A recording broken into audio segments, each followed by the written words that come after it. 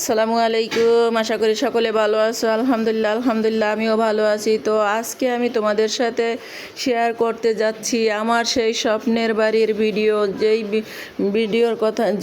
বাড়ির কথা আমি ঢাকাতে অনেকবার বলেছিলাম তোমাদেরকে। এই যে সেই বিল্ডিং দেখো, এই যে সেই বিল্ডিংয়ের ভিডিও আজকে আমি তোমাদের সাথে শেয়ার করতে যাচ্ছি। এই যে হলো প্রথম গেট। আমি ডেলান্সিতে বসা আছি। এই যে দেখো কত সুন্দর করে গেটের ডিজাইন করে গেট করা হয়েছে।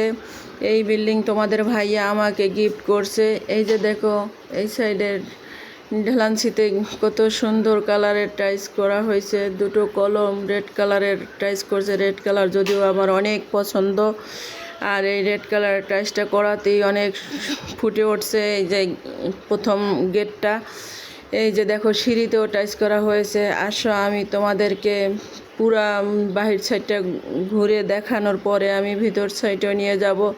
এই যে দেখো গেটটা আমি আগে ভালো করে দেখায় নেই। এই যে দেখো কলম, এই যে দেখো হলুদ কালার টাইলসটা, এটা চায়না টাইলস। এগুলা জানো না, এগুলা কেনার সময় আমাদের 3টা মাস আমাদের দুজনের অনেক অনেক কষ্ট হয়েছে। রমজান মাস পড়েছিল মাঝখানে, রমজান মাসে আমাদের যা কষ্ট হয়েছে জানো না। এগুলি কিনতে যাই, ইফতারি করার সময় আমরা রাস্তায় ছিলাম অনেক সময়, বসে বসে রাস্তায় বসে, হোটেল পাই নাই বাংলা মোটর, ওইখানে রাস্তায় বসে ইফতারি করতে হয়েছে। ওই যে দেখো ওই যে নামটা, আমার নামটা কিভাবে লেখা হয়েছে টাইসের মধ্যে, নাম নাজমা মঞ্জিল। এটাও তোমাদের ভাইয়ার আইডিয়া। এই যে দেখো রঙগুলি ইনশাল্লাহ টাইসের সাথে ম্যাচিং করে কিভাবে রঙগুলি করা হয়েছে। অনেক অনেক সুন্দর করে বিল্ডিংটা করা হয়েছে, যার জন্য তোমাদেরকে আমি পুরো বিল্ডিংটা দেখানোর পরে তোমরা অবশ্যই কমেন্টস করে আমাকে বলে দিও যে তোমাদের কার কার কাছে ভালো লাগছে নাকি কেমন লাগছে। এই যে দেখো এই যে গ্রিলগুলি, গ্রাম দেশ হিসাবে এই গ্রিলগুলি কত মজবুত, কত হেভি করে বানানো হয়েছে। দেখো এই যে দেখো কি মোটা মোটা করে রড দিছে। দেখো দেশ গ্রামে এত সুন্দর করে যে তারা করতে পারে এটা আমার আইডিয়া ছিল না। এই যে হয়েছে 2য় নাম্বার গেট। প্রথম গেট ছিল ওই যে রেড কালারের কলম, মানে লাল কালারের কলম, ওটা ছিল প্রথম গেট। এটা 2য় গেট। মাশাল্লাহ আলহামদুলিল্লাহ 2য় গেটটাও দেখো কত সুন্দর করা হয়েছে। তো এই যে দেখো বারান্দার, মানে এই ড্রয়িং রুমের সাথে এই যে একটা বারান্দা, ওই যে একটু আগে দেখাইলাম ওটাও একটা বারান্দা। এই যে দেখো বারান্দার গ্রিলগুলি কত মজবুত করে বানাইছে। এই যে কলমগুলি কি সুন্দর হয়েছে দেখো।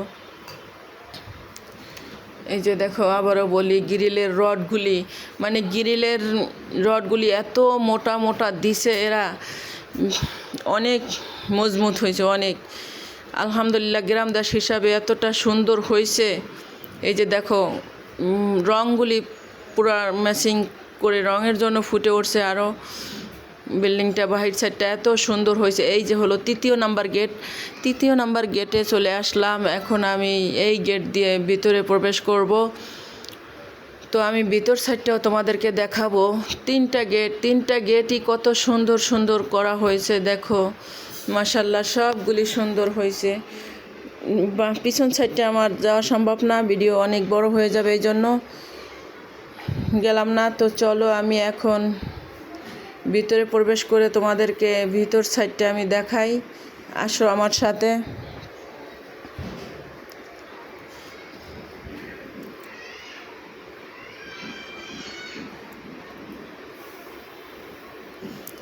এই যে দেখো এটা হলো পাকের রুম। কি সুন্দর টাইলস পাকের রুমে দিছে। দেখো এত স্ট্যান্ডার্ড হয়েছে পাকের রুমটা। শুধু পাকের রুমটা না, ইনশাল্লাহ সব রুমগুলি অনেক দেখার মতো হয়েছে। অনেক বাছাই করে এই টাইলসগুলি আমরা বাংলা মোটর থেকে নিছি। জানো না আমাদের দুইজনের অনেক কষ্ট হয়েছে। কষ্টের পরেই তো সুখ আসে, তাই না বলো? তোমরাও যারা কষ্টে পড়বা তখন মনে করবা সুখ সামনে অপেক্ষা করতেছে। কষ্টে পড়ে ধৈর্য হারা হয়ে যাবা না, কষ্টের সাথে লড়াই করে তারপরে দেখবা সামনে ভালো দিন চলে আসবে ইনশাল্লাহ। তো যাই হোক, এই যে দেখো পাকের রুমটা কত বড়, পাকের রুমের টাইলসগুলি অনেক সুন্দর। এই যে তাকে আমি কালো কালার টাইলস দিছি।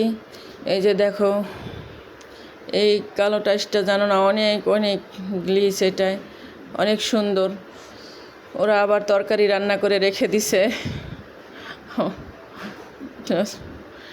যাই হোক, চলো এখন আমি তোমাদেরকে দেখাবো ডাইনিং রুমের ভিতরে ডাইনিং রুমটা কত বড় বা কী অবস্থা। আসো,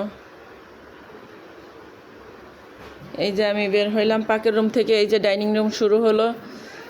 এই যে এটা মনে করো এত বড় ডাইনিং রুম, মানে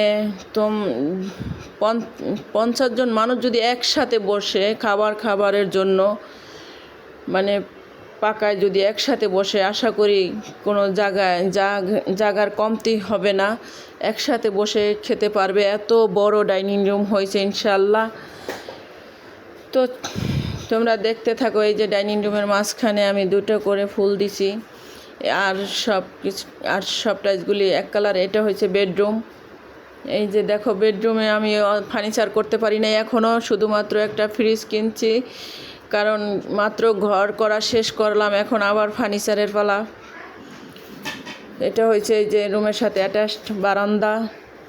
তো ফার্নিচার করতে গেলে এখন আবার এই যে দেখো এই দরজাটা, মানে রুমের দরজাগুলি এত সারি কাঠ দিছে, মানে এত মোটা এত ভারী। দেখো এই যে শিকন কাঠ, কি সারি, এই যে কাঠের ফাইবারগুলি দেখা যাচ্ছে, দেখো এত সারি কাঠ দিছে। এই যে ডাইনিং রুম, এই যে বেডরুম থেকে বের হইলাম, এখন আবার ডাইনিং রুমে আবার চলে আসলাম। তো এই দেখো ডাইনিং রুমের এরিয়াটা কত বড়, দেখছো কত বড়।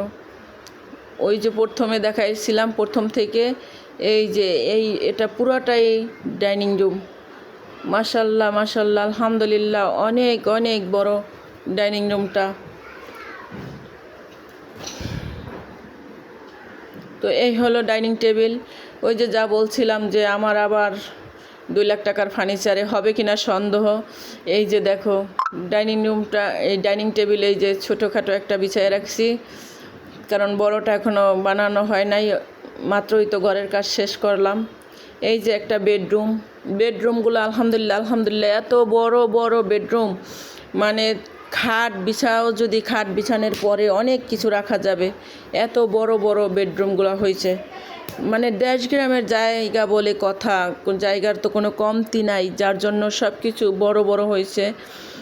তো তবে আমার তো অনেক খরচ পড়ে গেছে, যা বিশাল অঙ্কের টাকা, সেটা তো নাই বলি এখন থাক। আসো আবার ডাইনিং রুমে বের হইলাম। এই যে দেখো এটাও কিন্তু ডাইনিং রুমের এরিয়া, এখনও শেষ হয় নাই। তো চলো এখন আমি ড্রয়িং রুমে যাচ্ছি। এই যে দেখো ডাইনিং রুমের এরিয়া কিন্তু এখনও শেষ হয় নাই, এই যে শেষ। এই যে আমি ড্রয়িং রুমে ঢুকলাম, আসো আমার সাথে ড্রয়িং রুমটা দেখাই। এই যে ড্রয়িং রুমে ঢুকলাম, এই যে ড্রয়িং রুমের এই যে মেইন গেট, এই গেট উঠানের দিকে। এই যে দেখো ড্রয়িং রুমেও কিন্তু ফার্নিচার নাই, শুধু একটা খাট বিছানো।